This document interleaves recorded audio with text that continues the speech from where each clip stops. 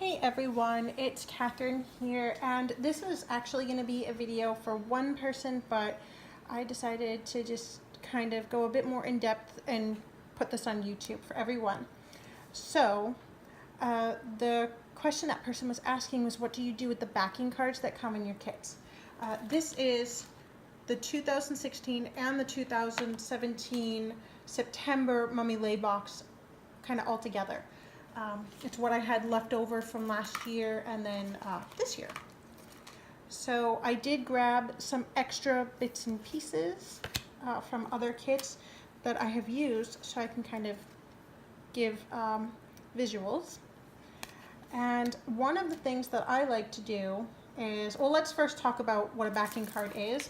So these stickers, these little enamel dots, they're on a plastic sheet and it comes off, and then you have this piece of cardstock in the back.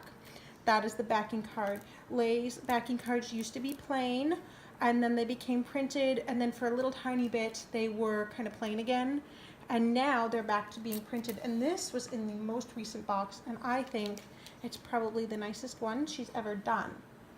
And I hope that she continues on with this, because I actually saved so many pieces from this kit. I'm just kind of enamored. I mean, it's so pretty. Even this was like a little piece, and I couldn't toss it. So I find uses for these things, and one of them is the sticky notes. And this is also very good if sticky notes were part of the digital files and you don't have a backing card to go with it. You can take one of your salvaged pieces, or something that you printed out, and what I do is I usually pull the whole thing off. So that's why this one doesn't have a backing card. I pull the whole thing off, and I will sometimes, if it's too big, I'll trim it down, or this one is very, very small in comparison to this, because the sticky note pad happened to be so big, and I wanted it to still fit into a pocket. So I'll peel it off, I'll laminate it, I will use the double-sided glue. This one is repositionable, and I recommend that for this so that you can just peel off the last sheet with no hassle. I used just the regular stuff, the Scotch, and it will come off, but sometimes there's a bit of residue, and you'll have to use an alcohol prep pad to get that off. As you can see, these two September kits play well together. If Lay does another one with fruits, then I may want to reuse this with a different sticky note or something like that. So the ability to just not take it off and not have any extra glue is nice. So I really like this one. It's Staples brand. Another thing is pencil boards, and I often have people say, what on earth is that? So this is a store-bought one, and in my opinion it's a wee bit flimsy. I don't love it, and it's dare I say ugly. So I make my own, and I think the stencil this month, for this kit, this was the backing card for that, and I just trimmed it down a bit and I laminated it. I used 5mm, and this is an awful lot sturdier than this one. Now what you do with it is, if you notice here, I have all these stickers and washi, and presumably more will be added. Once you've gone through several weeks, writing on all that can be not so fun. So instead of writing on a month's worth of bumpy pages, you can write on just one bumpy page. It just creates a firmer writing surface, which is very handy, and it looks really cute in a pocket. For those of you wondering, this one was from the 1407 planners. They make inserts, and this particular insert is no more. So sorry about that. Very cute stuff. I love both companies so much.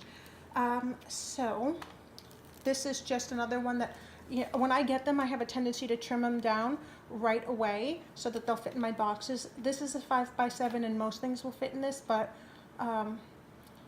towards the end of the month, when I start condensing things, I will trim them down so they can fit in the smaller 4x6. just because I have been subscribing to Lay's Kit since the second month, and I'm still kicking myself for not subscribing when I had the chance so that I could have had them all. This is a backing card for what were the bookmarks this month. I want to say this was the Mermaid Kit, and so this was the backing card for these. And what I will do is I'll either use maybe a nice die cut at the top if you have one of the larger die cuts, or you can, if you have a sticky note that will work well, you can put that on the top and then laminate it. And fun fact, if you use a dry erase marker or a Sharpie, alcohol prep pad will take that writing right off. So it makes kind of like a semi-permanent dry erase board for your planner. And you might be wondering why I have washi on the laminating pouch. This is a 5mm laminating pouch.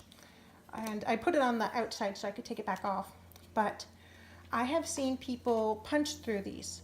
And of course that's perfectly fine. It is your planner box. You can do with it as you like. But what I would do personally, and because I have the laminator, it's a possibility, I will oftentimes take a strip of washi and lay my bookmark down next to it. And then when I have to go punch this out, it is much easier, especially if you're using a 5mm laminating sheet.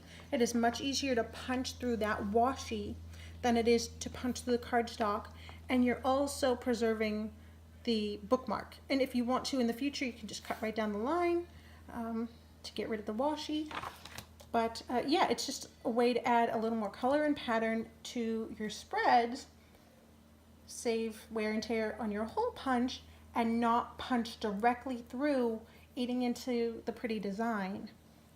So yeah. Oh, and if you use foiled washi, I find that laminating it tends to make it come much more alive, if you will. So that's fun. Yeah. If you have any questions or comments, please feel free to leave them down below. And I hope you guys liked this video. All right? Bye.